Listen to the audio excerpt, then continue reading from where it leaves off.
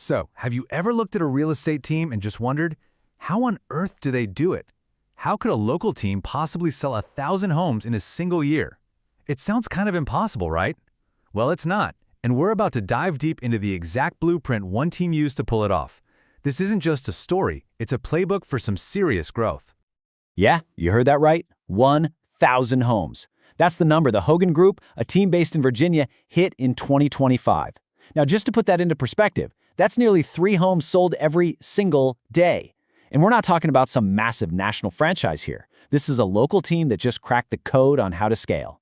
So, the big question is, how'd they do it? And this quote, it just says it all, doesn't it? You don't stumble into a number like 1,000. You don't get there by luck or just because the market is hot. Nope. This was the result of a very deliberate, very repeatable strategy.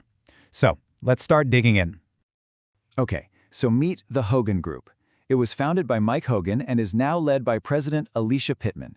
And their story is pretty wild. Get this, it all started from a simple Craigslist ad. A Craigslist ad, and from that, it grew into an 80-agent powerhouse that operates in multiple markets. It's just an incredible example of what's possible when you build something from scratch, the right way.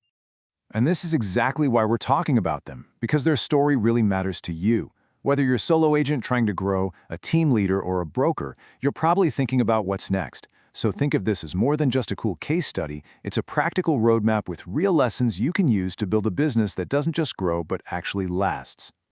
So what's the secret sauce? What's the magic behind the curtain? Well, it all starts with the engine that drives their growth, a really unique organizational model they call the micro-team strategy. This is the core structure, the foundation, that let them get so big without the whole thing just falling apart. Okay, so what in the world is a micro team? Well, instead of having one giant, kind of clunky team, they create these small, agile pods of agents. Think of them like little special ops units. They're fast, they're focused, and they're super accountable.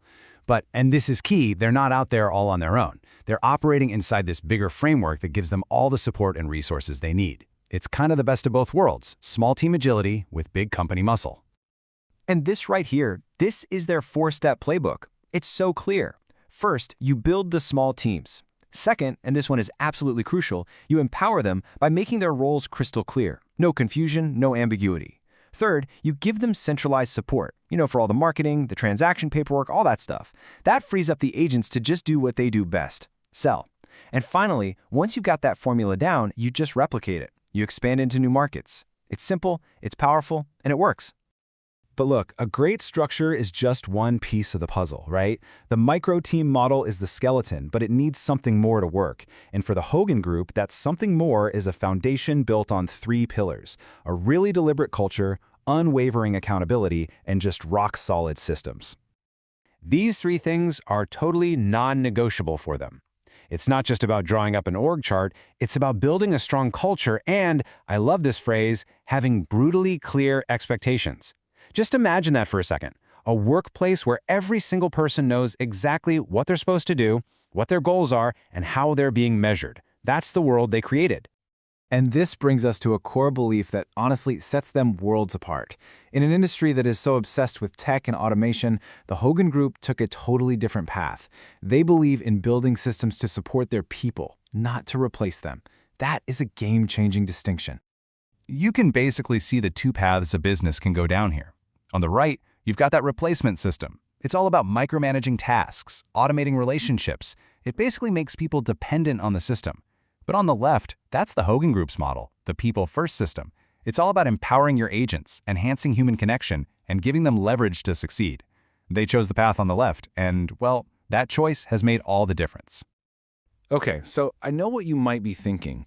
This all sounds really nice, but how does a people-first model actually survive in a world that is just dominated by technology?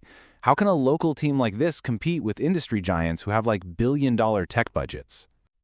Seriously, this is the question on every agent's and every team leader's mind right now. You see these huge players talking about tech and disruption, and you wonder, how do you even keep up? Do you try to play their game, try to out-tech them, or is there maybe a smarter way to compete?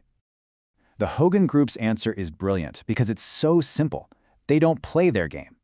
Instead of trying to out-tech the giants, they just double down on what makes them special: their culture, their accountability, and that genuine human connection.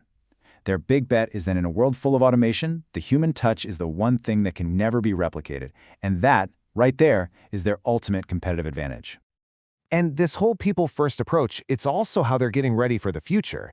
They're already thinking about stuff like AI and what it's going to mean for client relationships. And their conclusion is that a strong, supportive culture isn't just a nice little bonus. In the long run, it might be the only thing that actually future-proofs a real estate business. So let's pull all of this together. We've looked at their structure, their foundation, their competitive strategy. Now, the biggest question of all is, what does this mean for you? How can you actually take this blueprint and start applying it to your own business? If you remember just one thing from this explainer, make it this. Success at this level is never ever an accident. It is the result of a deliberate blueprint.